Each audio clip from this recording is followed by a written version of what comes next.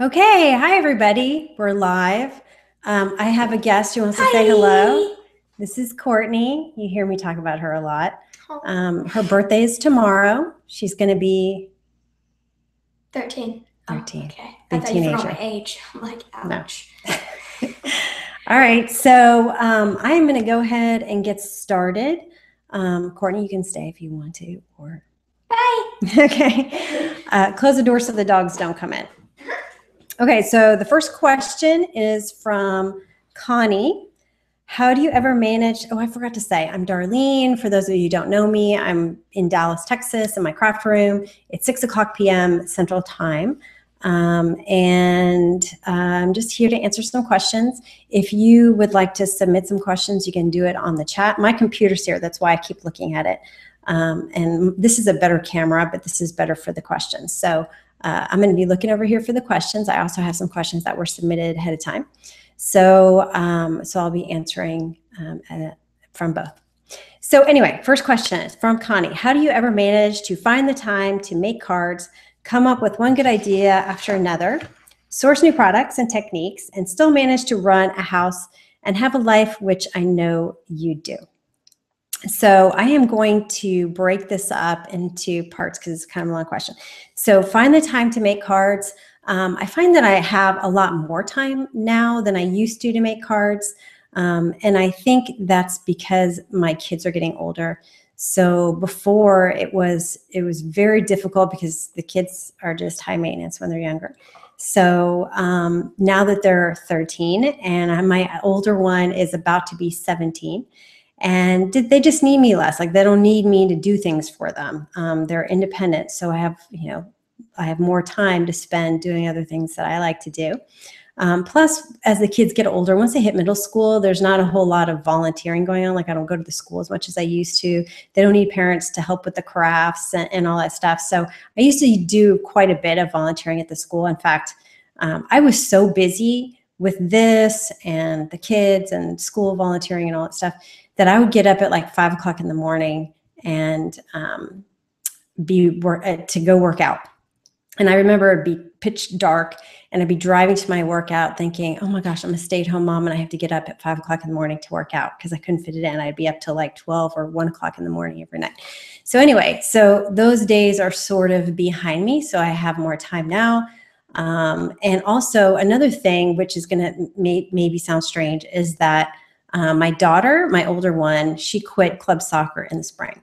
So I don't know if any of you have kids that are in club soccer, but it's a huge family time commitment, not just on the weekends, but during the week. I mean, we'd have to pack up the whole, me and both of my kids with dinner in the car, and we'd sit because the practices are far. And anyway, and then the weekends are spent doing soccer games, tournaments, and all sorts of things. So now I have more time for that.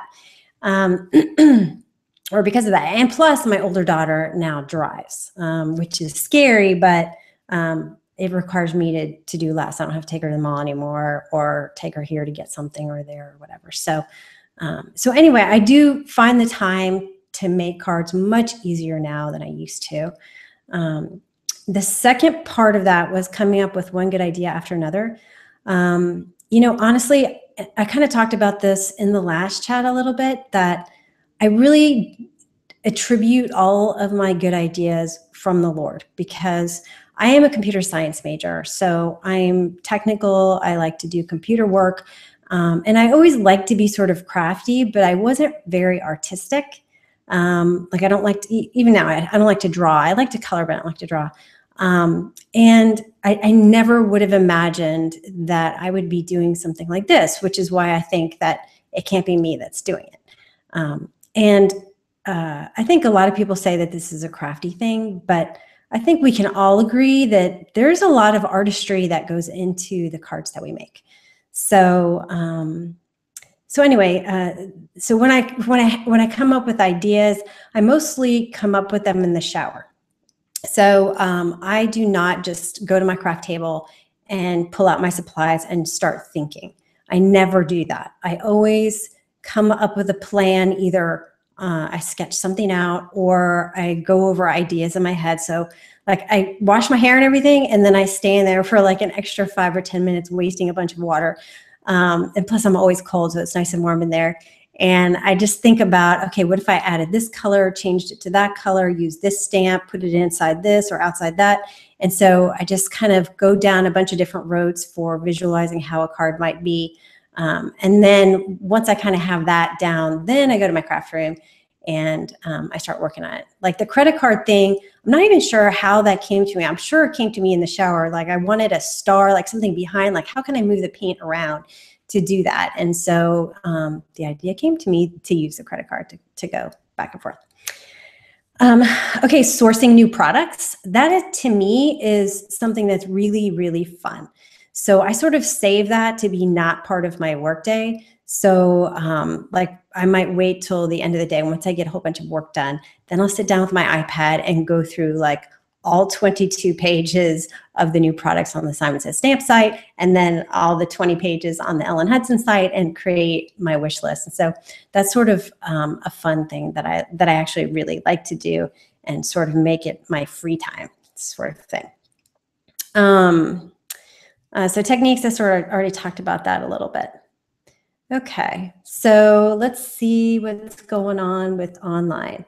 Okay, so Kathy, I'm just moving to my new studio.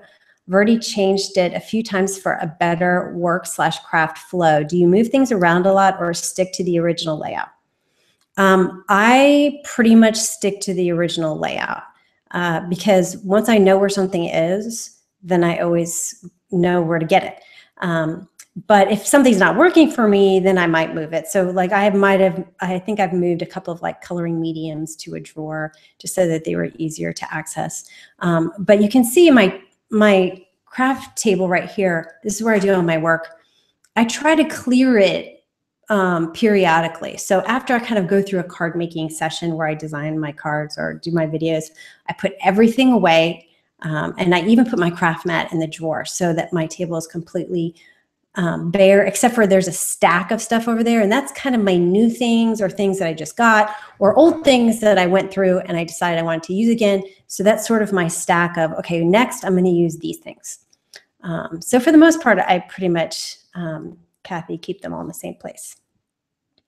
Okay. What is your favorite medium and brand to use? My favorite medium. I like to do watercoloring, probably even more than stamping. And I like my Gansai Tambi watercolors for backgrounds. So I like to use those. And then for kind of coloring flowers and things like that, I haven't used my Inktense pencils a lot lately, but I really do like them. I think I just forget to use them. But I also like to use my Zig markers.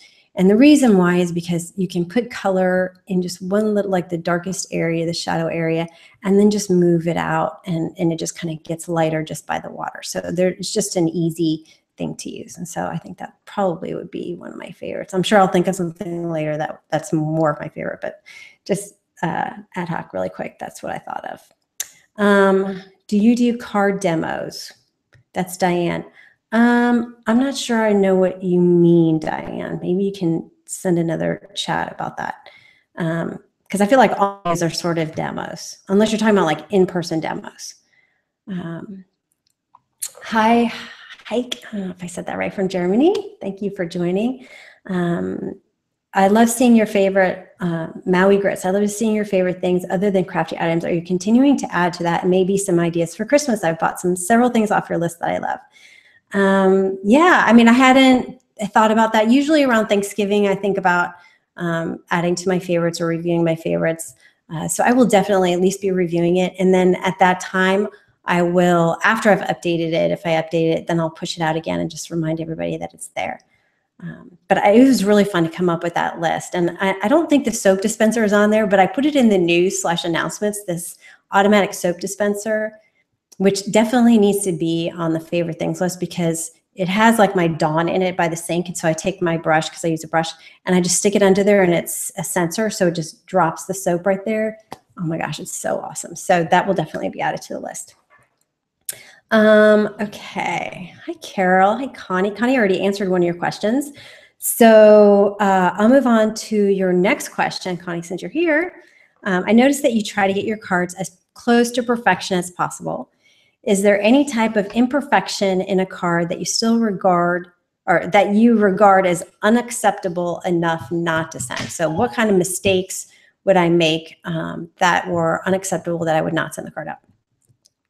And really, it depends on the person who's getting it. So if it's kind of a person who, like one of my older aunts or something like that, then I'm not going to worry too much if something's off or not right, because they're probably not going to notice it or see it. But if I were sending a card out to one of you, if it had a smudge on it, like a big one, like you get color on the acrylic block and it stamps down with the stamp, that would be unacceptable. Unless I can use the sanding block to get most of it out. But ink smudges, big ones, I don't like that. Let's see. Oh, and then another thing is, I find that sometimes I save cards to send to exactly the right person at exactly the right time. And then they sit there for a really long time.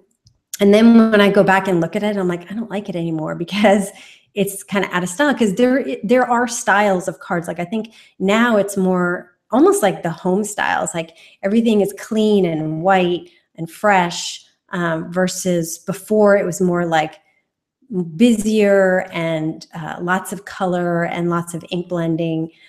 So anyway, so when I go back to some of those, I'm like, that's not acceptable. So I wouldn't send that. So I think those are probably the two things I would say. Okay, let's see. Ranita, hello. I paint, scrapbook, make cards, Bible journal, and plan. I've been trying to brainstorm how to have individual workstations in my art studio, but not always successful. Do you have any suggestions? It depends on how much counter space you have. So, I mean, if you look behind me, I really just have one station. This is my station. I do everything there. If I had separate stations, I thought about like taking all my scrapbook stuff and putting it on the counter over there, but then it would be always out and always a mess. So I think I prefer to just have one place where I do all my work, but then have different sections in your craft room where you're maybe storing the different stuff. So, and actually my scrapbook stuff is in a separate set of storage containers in my closet here. So I could just pull it out and do my work with that. So that's what I would suggest probably. Okay, in the craft room, that's your ID. Interesting. Okay, Darlene, did you start as a blogger and then added videos, or start with YouTube videos and then create a blog? I actually did them both at the same time. So I decided to start a blog, and on my very first blog, I had my very first video, and that was my first YouTube video. I may have like uploaded a video of my children or something like that beforehand, but yeah, my first blog post was the video. And so that was kind of, I envisioned my blog being a video blog. So that's kind of how I got started. Margaret, you're one of my favorites. Oh, thank you. Thank you. All right. Let's see. Oh, UK. All right. Wow. It's late for you guys, or I mean, really, well, let's see. Yeah, really late for you guys. What about the white foam? Do you know if there's black foam? I don't know if there's black foam. Actually, I may have seen black foam. I'm not sure. If anybody knows if there's black foam, please chime into the chat. Okay, I think I've got most of the chats answered for the moment. So if you want to add some more, I will answer them. There's about a 15-second delay from when I talk and see to when you guys hear it. Okay, so Pam K submitted like several questions, and I'm really glad because this morning I really didn't have that many. So thank you, Pam, for doing that. Do you tend to make cards start to finish or work them as you have time? Stamp and color later, or paint and let dry and come back to it? And then what is your card work timeline? Do you have specific days you make cards, or just as inspiration strikes? So I pretty much make cards start to finish. I'm a very organized, get things done kind of person. If I start a card, I really hate to leave it. There's one circumstance under which I will leave the card, and that is if it's terrible and I don't know what to do with it, and I hate it, and I can't figure out how to change it to make it to where I like it. And it's really hard to break away. But I know this happens to everybody, but you have to break away. So I will just like get mad, throw something maybe, and just say, okay, I'm done. And I leave. And then the next day, after I've had a chance to think about it, get in the shower, come up with a new idea, and then I'll go back to it. But for the most part, I usually have something already in my head. And so when I come to do it, I do it and then I'm done. Unless it has to dry, or, you know, I get a phone call, Mom, come pick me up, or can you do this for me quickly for my husband, or whatever. So, I mean, unless I get interrupted, I try to just do it from start to finish. Okay, and then Pam also asked, do you ever use pattern paper? You know, I talk about this a lot. Like, I am very uncomfortable with pattern paper because I find that it's really hard to match colors. And I know Stampin' Up! Has the designer series paper, but still, I just find that the patterns are very, I don't know, they're unsettling to me because I don't know what to do with them. So I pulled my entire, pretty much, I mean, I have more than this, but not much more than this. And this other stuff that I have is stuff that I never use. So here's my pattern paper collection. Let me show this to you. This, that, you see a running theme here. They're all tone on tone papers. There's not one that has like a pattern with different colors. And mostly because I want to add something in the background, but I don't want to add busyness. I don't want to add multiple colors. I just want to add something interesting that just sort of blends in a little bit, but has color. And so this is basically all I use. Because I feel like if I want to do something in the background, I'm going to create something with some stamping or coloring. So that was Pam's question. Okay, Bonnie asked about the holiday card exchange, and is it okay to make the same Christmas card for everyone? So if anyone's participating in the card exchange, you know, there's groups of, I think they're all 7 to 8, 9, 7 or 8 people, I think each, 6 to 8, I don't know. But you can, yes, definitely send the same card to everybody because nobody's going to know who got what card because, you know, we just don't know each other. So that's perfectly fine. And then also people had some questions about like how many cards to send out. You can send out just Christmas cards to everybody on your list, 1 card per person, and that's totally fine. I am sending a couple of Halloween, I'm sending a couple of Thanksgiving, and then I'm sending Christmas to everyone. So I'm in one of the groups. So it's totally up to you. You can just send 1 per person. You can send 3 per person if you want. It's just completely up to you. Okay, let's see. Oh, it's past midnight. Oh, wow, Anna, okay. Let's see. All right, back up to Maui Grits. How do you organize your occasions, reminder, or calendar for sending out cards like for birthdays and such? Yes, I am organized when it comes to that. So what I do is I create a task in my Outlook calendar, and it's usually depending on, like if it's an international, I'll set it for 2 weeks ahead, or if it's domestic, I set it for a week ahead, and it says, you know, send card to, and then the name of the person, and then in parentheses, it has the date of the birthday so that I know when the actual birthday is. And then I usually put -C detail whenever I have a description, like more detail in the description. And then in the description, I put the address.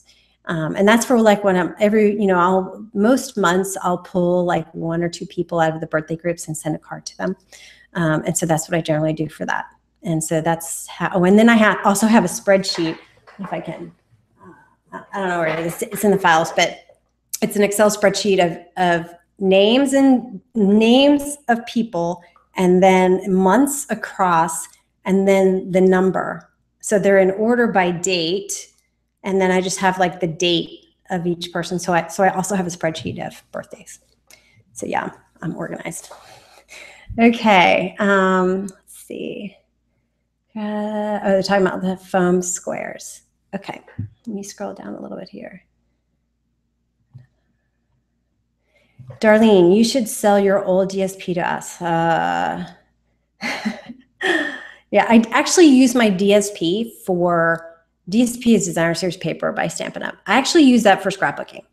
So I use pattern paper a lot for scrapbooking, but I hardly ever use it for cards. Okay, let's see. Will you be doing another series like 4 ways to use a die, Elaine? I don't have any planned right now, but sometimes I just see a product and decide I'm going to do a series on that. And if you guys ever have any suggestions, I'd love to hear from you. And I would love to do something that I know you guys would enjoy seeing. So if you have suggestions, and also if you have any suggestions for polls or challenge themes, because sometimes, I mean, every month they come and sometimes I struggle with coming up with a good question, which is the month that I had the dog and cat. I'm like, oh my gosh, I don't know. How about dog and cat? So we did a vote on the dogs and cats. Okay, so next question from Pam K. I love my Misty. Do you have a favorite tool? So when I got that question, I kind of looked around to see, and I pulled this. This is my Stampin' Up! Heat tool. This is one of my favorite tools because I do a lot of embossing. But what I like about this is it has 2 settings. So 1 is low and then 2 is high. So I only really use the low for vellum, but I should use the low for everything because it just really helps with the warping. It barely warps it at all when you use low, but you do have to sit there for longer, and I'm usually in a rush. But this is one of my favorite tools. I also pulled, oops, I got a bunch of stuff here. I also pulled some of my other tools here. So I have my paper piercer, which is a handy tool for pretty much anything in the world, poking and picking up and all sorts of things. These tweezers are great. So you squeeze them and they open, versus it's kind of opposite to me. It took me a little while to get used to it, to squeeze it to open it instead of open your fingers to open it. But I do love this. This is made by EK Tools.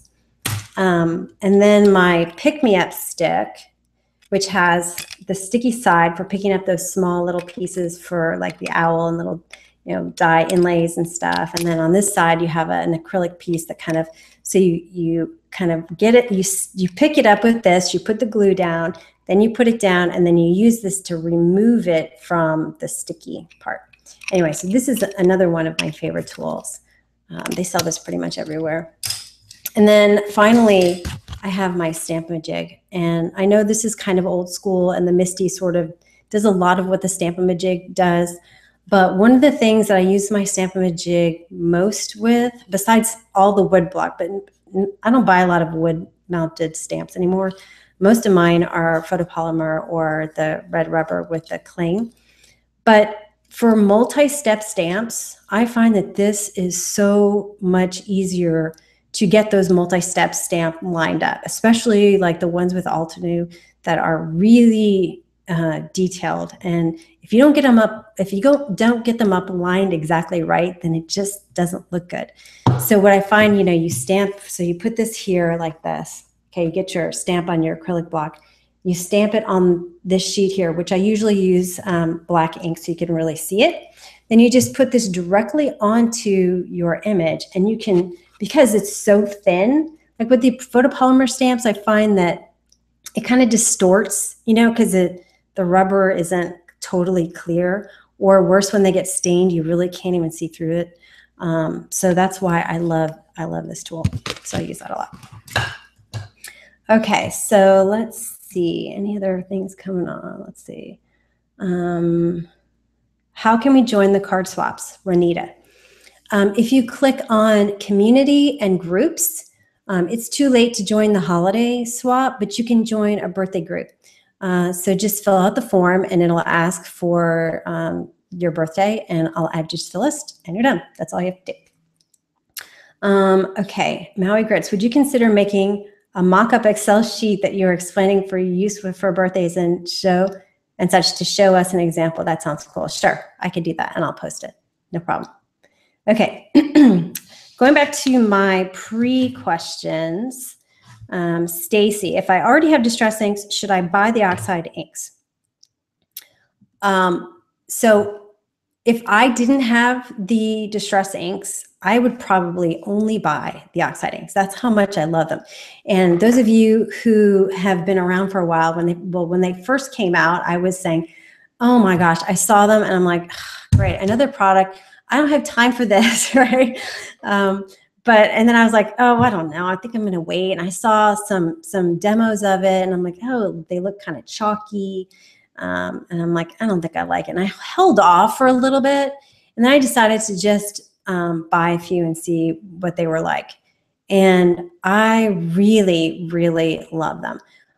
When they're wet, I don't love them that much, but when they're like what puts them over the top, what I love about the distress inks are their colors, but you can't really stamp with them because when you stamp with them, because of their water reactive properties, they kind of ball up like almost waterproof on your stamps. So when you stamp, it gets kind of like circles, like little circles. And so you don't get a really nice image. But with the oxide inks, you can do that. And yes, the colors are a little bit more muted than the original distress inks. But I love them. And the ink blending, you can blend the colors so much easier than with the regular distress inks. And you can blend them without getting a lot of those blocky, you know, from the foam applicator, the circles or the rectangles. So I love mine. In fact, actually, Amy asked, I've been storing my distress oxide inks on their side, even though Ranger says not to. I'm wondering if you store yours on their side and if you have had any problems. So I pulled this out. I have all of my distress inks stored in these nail polish holders, which I'm sure you guys, I know you guys have already seen this, but so what I did was I'm not sure I ever told the story, but I took, I don't know, like 5 or 6 distress ink pads with me to the Container Store. And I put them in pretty much every container they had at the store just to see if I could find something that fit. So this is a nail polish holder. And I found that 4 fit exactly perfectly straight across. And then the other ones, you can't, like if I put it this way, you can't see the name of the color. You can see the color, you know, on the top here. But if I flip it over, it's just at the perfect height where I can see the name of the color. So that's how I store rows 2 through 4. Anyway, so I have all of these distress inks over there on my counter, and I'm actually thinking about replacing them with my distress oxide inks because I use them so much more than the distress inks that those are the ones that really need to be on my counter. Anyway, getting back to the question by Amy, I have them actually stored in this drawer right here. They're all stacked up and I have to kind of move them around to find the one. Because I don't know, I just didn't expect that I was going to like them so much and buy more. So anyway, they're stored flat right now, but I probably will move them to these containers. And I'll let you know how that storage plan goes. I have not had problems with storing my ink pads on their side. I store pretty much all of my ink pads on the side, except for the Stampin' Up, which is in the Stampin' Up caddy. And those are stored upside down so that the ink drains down. Okay, let's see.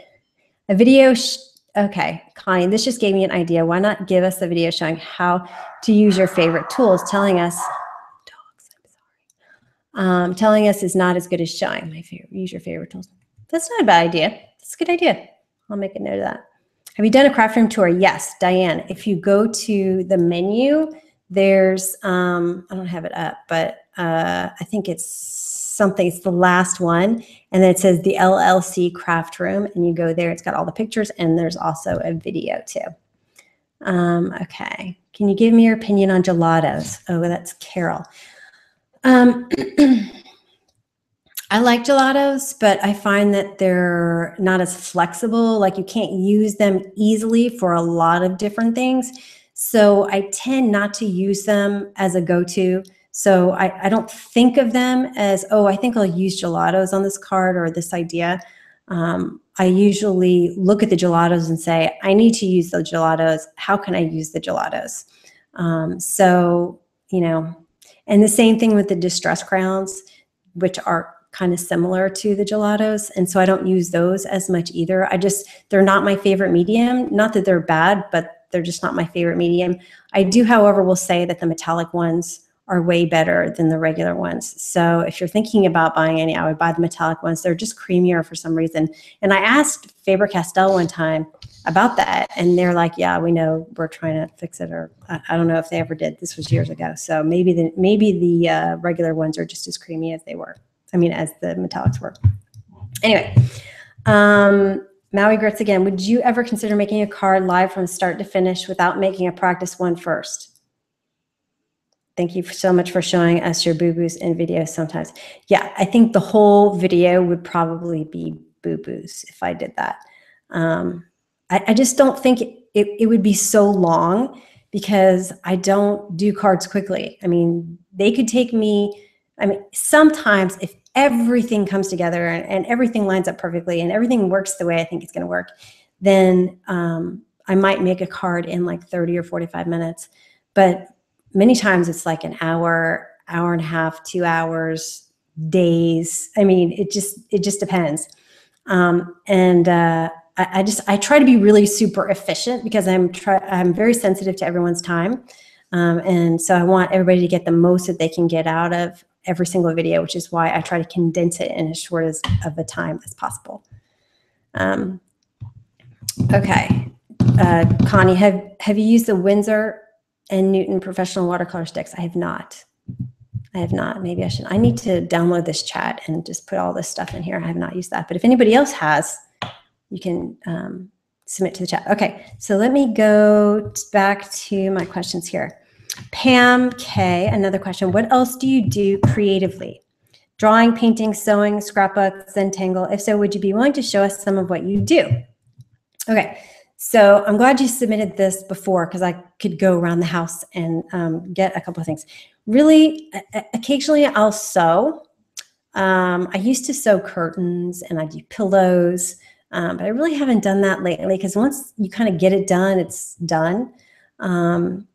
And I knitted for a little while. I made a few scarves, but my kids wouldn't wear them, so I stopped doing that.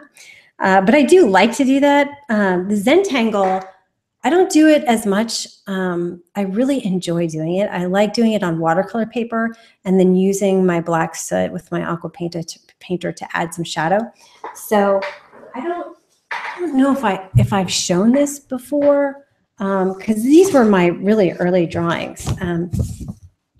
I don't know if you could see this, but I did a card with this one and I did a card with this one. So this was kind of my practice sheet before I did the card.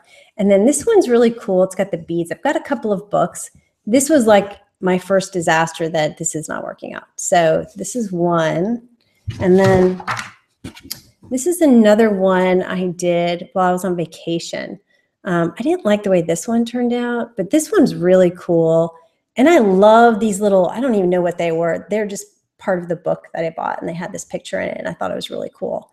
But I like how you can use a thin black marker to create this shading. So basically the black is the black marker and the white is just where I didn't color.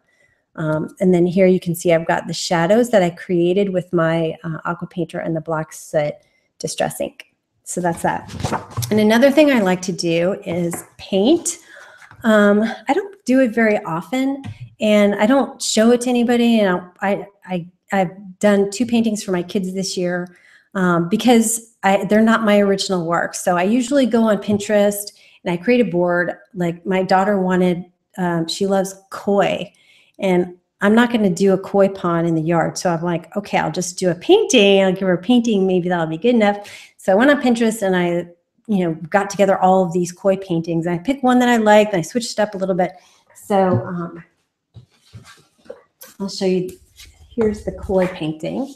So, I mean, it's not my original work and I'm really just following whatever I see in the Pinterest. So, and I feel like I can't even, I feel badly showing it to you because I don't know who actually the original one was. But I just use acrylics on canvas. And then for my other daughter, she went to France. Both of my kids speak French. I don't speak French, but she went to France for 2 weeks as part of a school trip. And so she was turning 16. And so I made her this painting, which is her in France. And you might recognize this because I think this is kind of a famous artist that does these French paintings. But this is her right here. This umbrella was so hard to color. I must have done it like 20 times. It's not even that good. But anyway, so this is the other painting that I did this year. Anyway, I just do that for fun. I probably won't share anymore. Okay, let's see. Let me get back to my list. What are you currently working on? Okay, so that's Mary, by the way. What are you currently working on? I am usually about a week ahead with the cards. Wednesday, what's today? Monday. Wednesday's card's already done. Friday, sort of. Usually I'm a week ahead. I was out of town this weekend, and so that's mostly when I do. Oh, I never answered the second part of Mary or Pam's question about my work timeline. I usually design on the weekends, and kind of during the week is when I will do my videos, my edits, the post, create the post. But the design I generally do on the weekend because it's when I can have a bigger block of time to work on stuff and really think things through and just kind of perfect the cards. Anyway, so what I was saying is what I was working on is I didn't get to do any design this weekend, so I'm a little bit behind. But I am working on this. I'm going to show you this card. I'm thinking about for November to do leaves as the challenge, like falling leaves. I don't know, maybe. And so I created this leaf card, which I haven't created the video for yet. But I used Stampin' Up! Ink and Distress ink for that card. So we'll see. I don't know. I haven't totally decided yet, but I still need a card for Friday, which I haven't done yet. And then I'm also working on, so Elle's I think she's from Belgium. She asked me after I did that Fine Tech card with the penny black one where I did the series. And she asked me if I had tried the Ganzai Tambi pearl paints. And I was like, and she wanted to know how they compare to the Fine Tech. I'm like, well, no, I don't have those. I'm like, well, maybe I should get those. So I ordered them from Amazon. And so I have them right here. I have the pearl colors. This is Ganzai Tambi. And then there's a 2-pack. And then there's the starry colors, which has golds and silvers and stuff. So, and then I have the Fine Tech one that I've been using. So, so I'm going to, sometime in the next few weeks, I'll do a review / comparison of these two products. That's another thing I'm working on. And then, there's a lot of stuff that goes on behind the scenes with the site. Like I got to keep the software, like different software pieces upgraded and current. There's some things that need to be done there. So it's been on my list for a while, but I kind of dread doing that stuff, that maintenance work. So that's also on my list of things to do. Okay. Let's see. Any other? Oh, thank you, Connie. Putting aside trends. Putting aside trends, what is your go-to type of card style? That's Kathy. I would say it used to be ink blending. Like at the beginning, if you were here, I talked about how styles have changed. And so it used to be a lot of heavy color, and now it seems to be much more clean. And so I still struggle with leaving white space, but I try harder to leave white space because I think that that's, it's what I prefer, even though that is where the trend is going. I still prefer it. I think it's more pleasing to the eye to have just one focal point without a lot of busyness around it, without a lot of color around it. So I actually, that would be my preference. Can you make money selling crafts? Everyone loves my stuff, but not sure where to sell it. That's Stardust Girl. I could not make any money selling my crafts. I tried selling my cards, I guess, before I did the blogging. So 2008, 2009. I'm not a good salesperson. I'm not very good at selling. And so I couldn't sell my cards. But people do it. People do it. They bring it to like craft fairs and markets and things like that. And you could try it. I don't know if it's a huge moneymaker, but I mean, people do it. Oh, thank you for the compliments on the paintings. Okay, so going back to my list here, Pam has another question. Pam K. My craft area is too cluttered for me. It's stopping me from having fun there. I really need to get rid of some items from years ago that I know I will no longer use. Do you ever donate items, and if so, where? Or maybe someone watching has a suggestion. So personally, the good stuff, that stamp sets that I don't use that have been retired, or I don't know, they just got old, or I've used them enough and I'm ready to get rid of them. I usually have a sale every 18 months or so, and I just sell them that way, and then I use the money to buy more products that I can use for videos. I do that, but all the other stuff that maybe is not the greatest, old papers and old markers and stuff like that, I put them all in boxes, and I have a special closet for the kids. So when they have an art project, they can go through the stash. I have so many dry, like not paper flowers. What are they? They're like polyester. They're just fake flowers. I have so many of those. I have so many brads and stickers and all sorts of things. So when they have a project, they kind of like to go into the closet and see all the good stuff. Now, once they're gone and they're not doing that anymore, then I'm not sure. I'm sure people, I know this question has come up before, and actually you can try the forum. I think some people had submitted some things like donating to local schools and like maybe a YMCA or something like that. So anyway, so check out the forum for that. And then, okay, next from Anne. What do you do in your free time? I don't really have a lot of free time because I try to keep myself really busy. I feel this need to be productive all the time, which I think is kind of a problem. But one of the things that I love to do is puzzles. I love puzzles. And I'm always saying, hey, Garrett, it's my husband, you want to do a puzzle? And he's like, no. And then I'm like, Courtney, let's do a puzzle. Oh, I don't, maybe Mom, maybe later. Nobody ever wants to do a puzzle with me. And so I kind of hate to do it by myself. But like I'll sneak the puzzles in the suitcase when we go on vacation. And so I'll force everybody to do a puzzle on vacation. But what I've done recently is I've downloaded an app on my iPad for puzzles.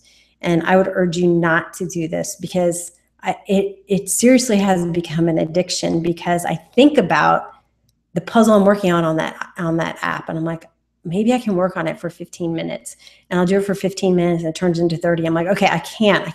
And then I'm thinking maybe I need to just give up puzzles altogether because it's just sucking up my time. But anyway, so I love to do puzzles. I also read. I try to read not so much fiction, but interesting books that I can learn from. And I just finished a book called Borrowed Courage. And it's actually written by a friend of mine. And she gave me this copy last weekend. In fact, I think this is the first week that you can buy it. And I read it cover to cover within 24 hours. It's so fantastic. And so she's been through a lot in her life. She's lost her children. She's adopted children. I mean, it's all about Jesus giving her the courage to do what she had to do in her life. So her name is Tova Sido, Tovasido. And I think the only place you can get this book is tovasido.com if you want to check that out. But part of the proceeds from the book goes to help children with special needs. So anyway, I just finished this one. And then a friend of mine gave me this book to read, which this is like a really thick, heavy book. I wanted to bring it with me on vacation over the weekend, but I did not want to carry this through the airport. So I actually had to stop reading this to read this. It's called Bonhoeffer. I'm not sure I'm saying that right. Pastor, Martyr, Prophet, Spy. It's really good so far, but I'm only on page 5, but there were some Roman numeral pages beforehand. It's a really thick book and it has really tiny words. So the problem is sometimes I start reading and I fall asleep. So and I'm kind of tired right now, so I need to wait until I kind of ramp up and then I can continue reading this book. But I definitely plan on reading it. The first 5 pages that I read were awesome. So I'm excited about reading this book. So anyway, so that's kind of my free time. All right, what other questions? Does anybody have any other questions? Oh, church groups to donate your old stuff. That's a good idea. That's Connie's suggestion. Puzzles are great to do at the airport. Yes, that's what I was doing at the airport. In fact, we were supposed to come home last night on a 6:30 flight and we missed our flight. So there was traffic getting to the airport. I know it's our fault, but we missed the flight. So we stood by on the next flight and we didn't get home till 1:30 in the morning, but I was doing a lot of puzzles at the airport yesterday. Okay. So I have one more question. So I'm going to answer this one question, but if there's anything else that you want to submit, then submit it now. Okay. So Karen asks, what are your most favorite and least favorite types of stamps? So I like stamps that you can color. I like stamps that you can color. like outline stamps that I can emboss and color, or just stamp and color with Copic markers or whatever. I also love animal stamps. I love animal stamps because they're so practical, because you can put them in a circle, you can put them on something, you can put them on a sentiment, you can put them in a window. There's just, and I like cute ones, but not cutesy ones. So I don't like them to be fluffy. I just like them to have cute little expression. I love animals with glasses. My page huggers, I love those. I love cute animals. So that's one of the stamps that I like. And I also like background stamps. Ones that have patterns that can fade in the background, but that you can also kind of accent and color part of it, or in the background do a tone on tone, or highlight part of it, or color the whole thing in and just put a sentiment on top. So I like those stamps. The stamps that I don't really like are the ones that come with a million pieces. So let's say like the builder stamps. I mean, I have some of them, but I tend not to like them as much. So let's say it's a flower builder, and so there are 50 different kinds of petals and centers and dots and stems and leaves and big ones and small ones. And then you have to figure out how to use all of this in the card. And I find that that's an extra step that I really don't like taking.